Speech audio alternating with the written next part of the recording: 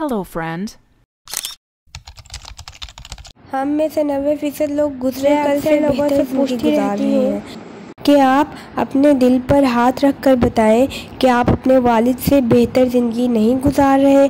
हर शख्स हाँ में सर हिलाता है।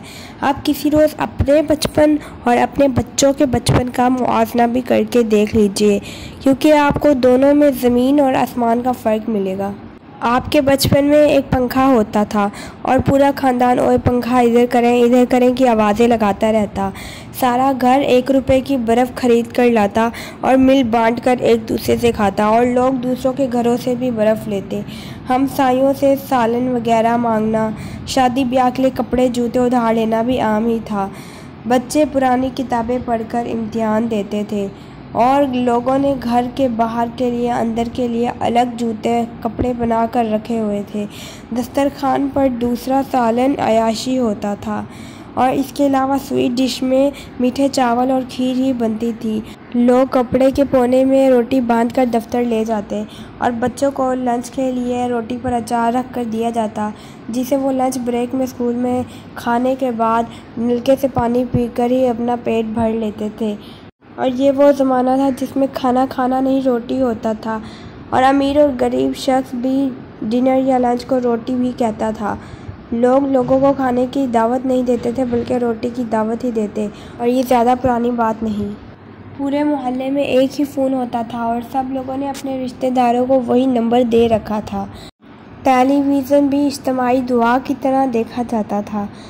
बच्चों को नए कपड़े जूते भी ईद पर मिलते थे और साइकिल खुशहाली की अलामत होता था, और जिस आदमी के पास इस ज़माने में मोटरसाइकिल होता उसको अमीर ही समझा जाता था। घर का एक बच्चा टीवी का एंटीना ठीक करने के लिए वक्फ होता था और वो आधी रात तक ओए हमजा के आवाज़े पर दौड़ लगाकर छत पर चढ़ जाता और एंटीने को आहिस्ता आहिस्ता दाईं से बाईं घुमाता था, और उस वक्त तक घुमाता जब तक नीचे से पूरा ख़ानदान ओए बस की आवाज़ें नहीं लगा देता था। पूरे घर में एक ही गुसल खाना, एक ही टॉयलेट होता था और इसका दरवाज़ा हर वक्त बाहर से बजता रहता था। सारे लोग इस गुसल खाने के बाहर जमा रहते कि कौन पहले जाएगा, किसकी बारी पहले आएगी। हम सब ने यहाँ से ज़िंदगी शुरू की थी और अल्लाह का कितना करम है कि इसने हमें कहाँ से कहाँ पहुँचा दिया।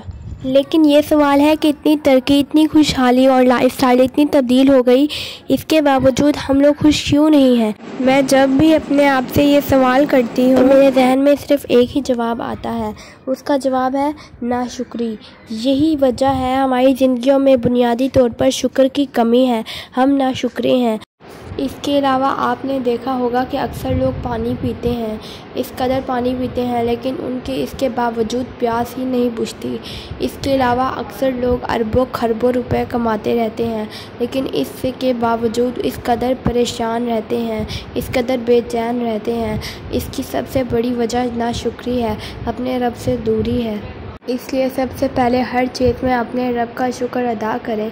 वही देने वाला है, वही सबका मालिक है, उसके अलावा कौन है जो सबको देता है। हम सब लोग अपने वालिदैन और उनके बचपन से बेहतर ज़िंदगी गुजार रहे हैं। हम 50 रुपए के कमाने से लेकर 50 करोड़ तक पहुंच चुके हैं।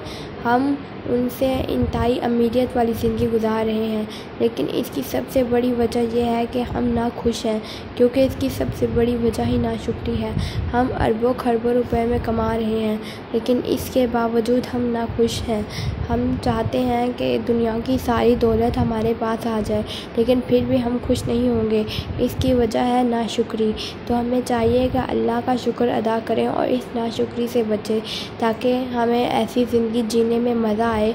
ऐसी ज़िंदगी जीने में क्या ही मज़ा जिसमें रब का शुक्र अदा ना हो। और अल्लाह का शुक्र करके देखें, आपको इसके नताइज हैरान कर देंगे। आप इस कदर खुश होंगे, इस कदर खुशहाल ज़िंदगी गुजारेंगे जिसका कभी आपने तसव्वुर भी नहीं किया होगा।